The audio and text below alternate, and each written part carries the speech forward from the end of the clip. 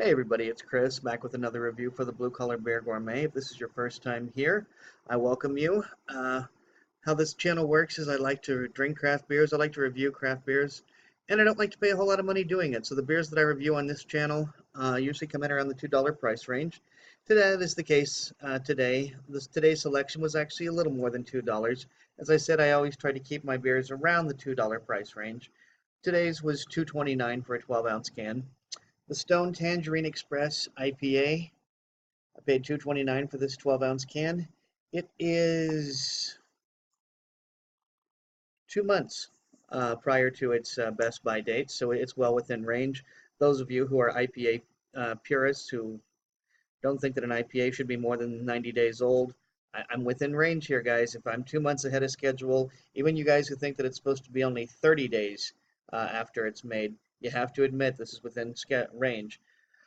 Some quick review notes from the reviewing community.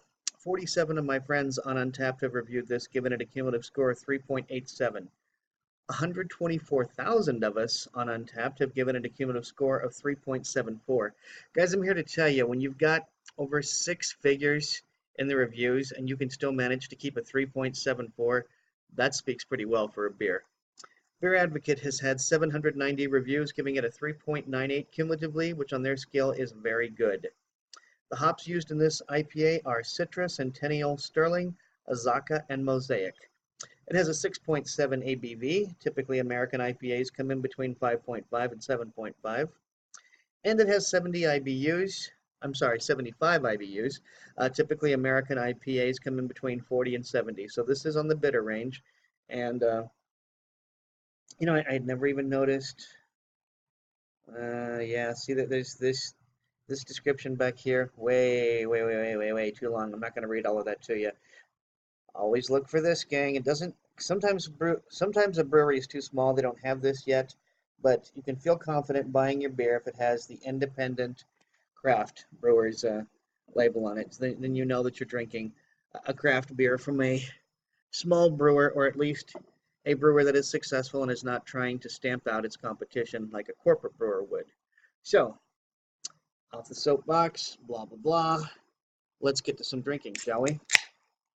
Now for the IPA, I'm going to be using my stemmed IPA glass, and very soon, in fact, I may have actually already put it up, but anyway, check my channel. I'm going to be doing a better job of creating playlists so you can figure out where to go specifically for some of these things.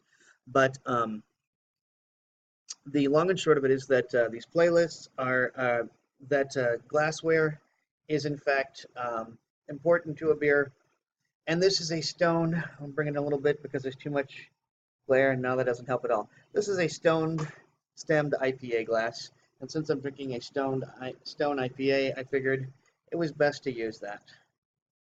But there will be a video coming very soon, if it's not already up, and it explains the ins and outs of IPA glasses, whether it's a stemmed IPA glass like this or the more recent design. Now that is pouring, let's see, you are seeing, I'd say, at least one shade darker than the true color of this beer, but still pretty close to form. I'm going to give this a quick beard wipe, see what I come across. I do smell tangerines. That's definitely what I smell. I mean, growing up we called them mandarin oranges, but definitely what I smell. That is not exactly orange. It's not exactly grapefruit. It's definitely tangerine. That's a tangerine smell. Aroma, or tangerine scent to this aroma, and it is a sweet smell that I'm getting there. It almost smells like a creamsicle. That's mostly what I'm getting, guys. I'm not getting much in the way of hops. I think I'm getting some of that. What kind of malt? Oh, I guess I don't have a malt composition here, but I'm assuming that there's got to be some sweeter malt in this because there's a sweet smell on the back end, and there's even a little creaminess smell to the aroma. So I'm gonna dig in. Cheers.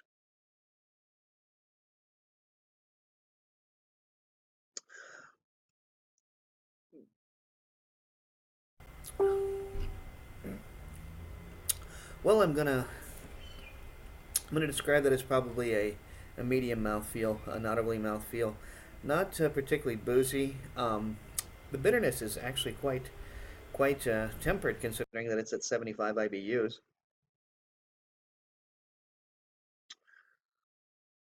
The taste of tangerine is there, but it's not overly strong. You don't feel like you're drinking tangerine juice. Um, this is actually a pretty refreshing IPA. I think even uh, I think even those of us who aren't that big on bitter beers might actually enjoy this beer. It's not overly fruity. It's not overly bitty. Blah, overly fruiter. Okay, first day with this new tongue. It's not overly fruity. It's not overly bitter. And while it is refreshing, it's not. I'm not captivated by the taste. I gotta say, Stone has made better IPAs, more flavorful ones. This is good. I'm still gonna give it a. I'm gonna give it a. Let's see. Do I want to give it a full? Trying to figure out whether it deserves a 3.75 plus the 0.25 for the can, or whether it just deserves a 3.75. I'm leaning towards just the 3.75, meaning it's a 3.5 beer, gets an extra 0.25 for coming in a can. Um, there's better beers from Stone, I have to say that for sure. And I can see why. It's a good beer. It's just it's not exceptional. But I don't know. In the long end, I recommend it. Just don't expect a whole lot of flavor, to be perfectly honest. Guys, if you like this video, please be sure to like, comment, and subscribe. And until next time, drink good beer and don't break the bank doing it. Cheers.